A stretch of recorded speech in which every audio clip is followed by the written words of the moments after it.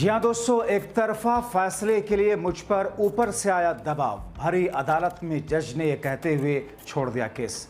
कटघरे में सरकार। बहुत स्वागत है आप सभी का। आप देख रहे हैं द राजनीति का विशेष सेगमेंट खबर और विश्लेषण। मैं हूं जब्बार खान।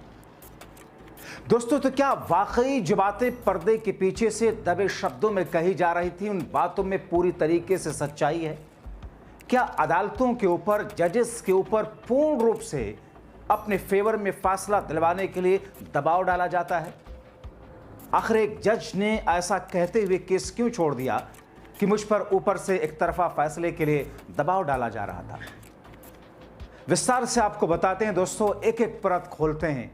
अंत तक मेरे साथ बने रहें, क्योंकि जब यह खबर मैंने देखी तो मैं इस बात को लेकर के चिंतित हुआ, हैरान हुआ कि जो बातें शुरुआत से कही जा रही हैं कि सबसे ज्यादा करप्शन जुडिशरी में है, बावजूद इसके उस पर किसी तरह की चर्चा और किसी तरीके का नया कानून क्यों नहीं बनाया गया?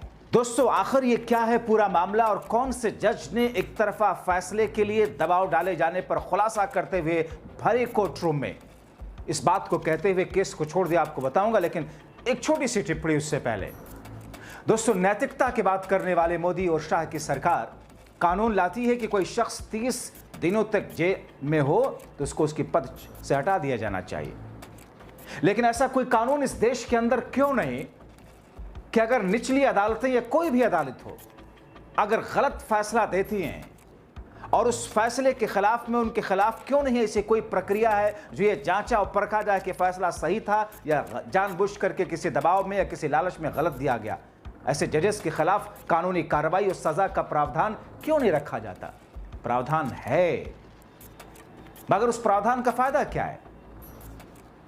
इलाहाबाद हाईकोर्ट के उस जस्टिस को आप याद रख कीजिए, जिसने कहा था कि यह देश बहुसंख्यकों के हिसाब से चलेगा, मुसलमानों को अपशब्द कहा था।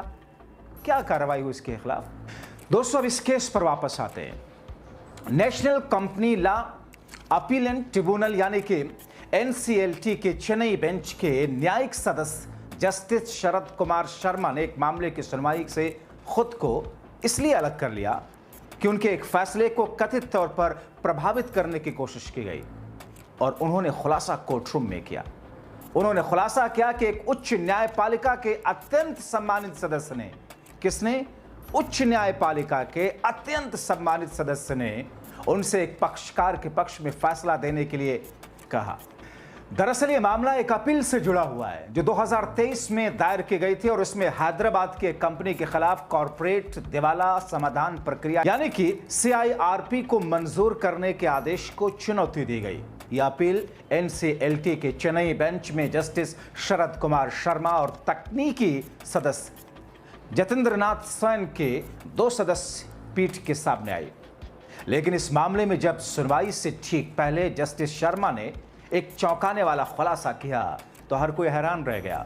जस्टिस शर्मा ने खुले कोर्ट रूम में घोषणा की कि उन्हें एक उच्च न्यायपालिका के अत्यंत सम्मानित सदस्य द्वारा संपर्क किया गया था जो एक पक्षकार के पक्ष में फैसला देने की मांग कर रहे थे।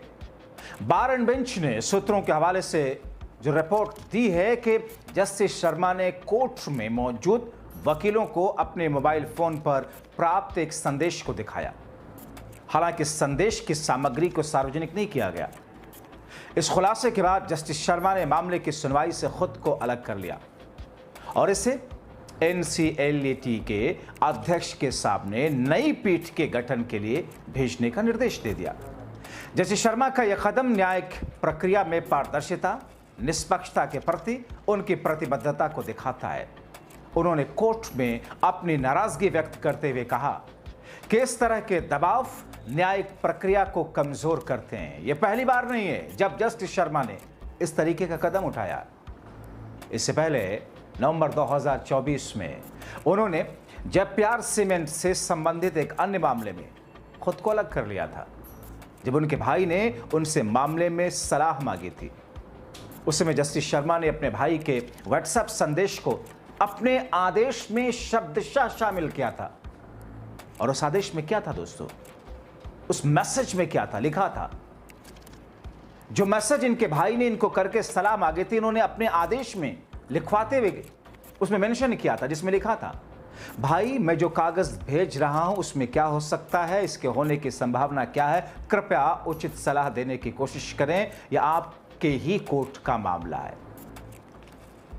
सोचिए, जाहिर तौर पर दोस्तों अभी भी तमाम के तमाम विभागों में हैं ऐसे लोग, हैं ऐसे अधिकारी, हैं ऐसे जज, हैं ऐसे जस्टिस, जिसकी वजह से अभी भी सच, सच्चाई और सारी चीजें कायम भी हैं। वरना सच का गला घोटने वाले, अपनी पॉकेट भरने के लिए न्यायिक व्यवस्था, लोकतांत्रिक डेमोक्रेटिक व्यवस्था को कुचलने वाले लोग तो आपको हर जगह दिख रहे हैं। दोस्तों, जस्टिस शर्मा ने जुलाई 2024 में बायजू के संस्थापक बायजू रविंद्रन की याचिका की सुनवाई में भी खुद को अलग कर लिया था, क्योंकि उन्होंने पहले भारतीय क्रिकेट कंट्रोल बोर्ड यानी कि बीसीसीआई के लिए वकील के रूप में काम किया था, जो उस मामले में मुख्य लाभार्थी था।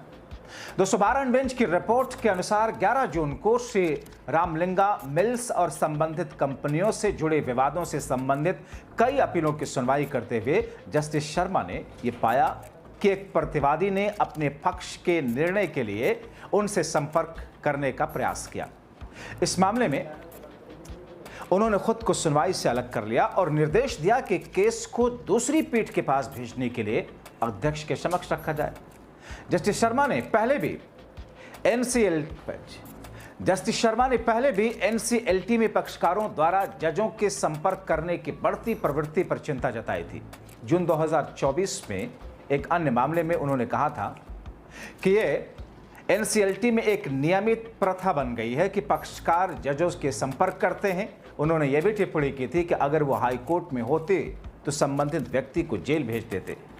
उन्होंने यह भी कहा था कि पक्षकार आमतौर पर अपने वकीलों की सहमति के बिना जजों से संपर्क नहीं करते और इस तरह की प्रथाओं से जनता में यह धारणा नहीं बननी चाहिए कि जजेस तक पहुंचा जा सकता है।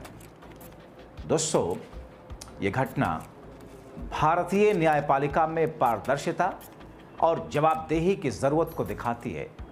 सुप्रीम कोर्ट ने 2015 के नेशनल जुडिशियल अपॉइंटमेंट कमीशन यानी कि एनजेएसी मामले के हितों के टकराव से बचने और न्यायपालिका की विश्वसनीयता बनाए रखने के महत्व पर जोर दिया था। उस मामले में 5 जजों की संविधान पीठ का हिस्सा रहे जस्टिस कुरियन जोसेफ और अपने अलग फैसले में कहा था कि जजों के लिए यह जरूरी है कि वो अपने रिक्यूजल के कारण को सार्वजनिक करें ताकि जवाबदेही, पारदर्शिता बनी रहे। दोस्तों, जस्टिस शर्मा के रिक्यूजल के बाद में यह मामला अब एनसीएलटी के अध्यक्ष के पास भेजा जाएगा।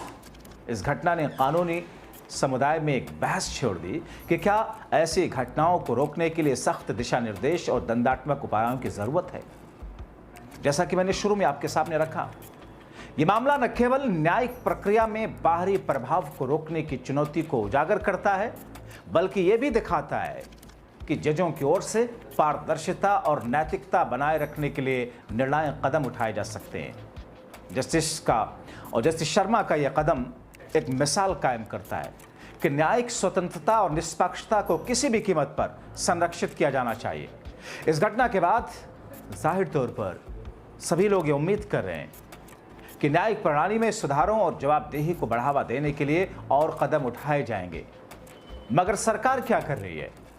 सरकार तो जजों की रिक्रूटमेंट, जजों की नियुक्ति और बहाली को लेकर के जो कानून बनाने की चेष्टा करती हुई दिखी थी, वो कानून ही दरअसल जुडिशरी को भी सरकार के अंडर, केंद्र सरकार के अंडर एक तरीके से इनडायरेक्ट वे से लाने का प्रयास था। और इसीलिए जजों की जो नियुक्ति की प्रक्रिया है, कॉलेजियम सिस्टम, जिस कॉलेजियम सिस्टम को किस तौर पर मोदी सरकार के मंत्री गलत धारणा से देखते हैं और उसके पीछे कानूनी जानकारी बताते हैं कि दरअसल सरकार यह चाह रही है कि जजेस की नियुक्ति भी सरकार के अधीन किसी न किसी तरीके से होने लग जाए। हालांकि सुप्रीम कोर्ट ने नेशनल जुडिशियल अपॉइंटमेंट, जो सरकार जो कानून बनाना चाहती थी, उस प्रक्रिया को सुप्रीम कोर्ट ने खारिज कर दिया था। उस पूरे मामले को लेकर के जिस तरीके का हंगामा आपके सामने रहा और चल रहा अभी भी।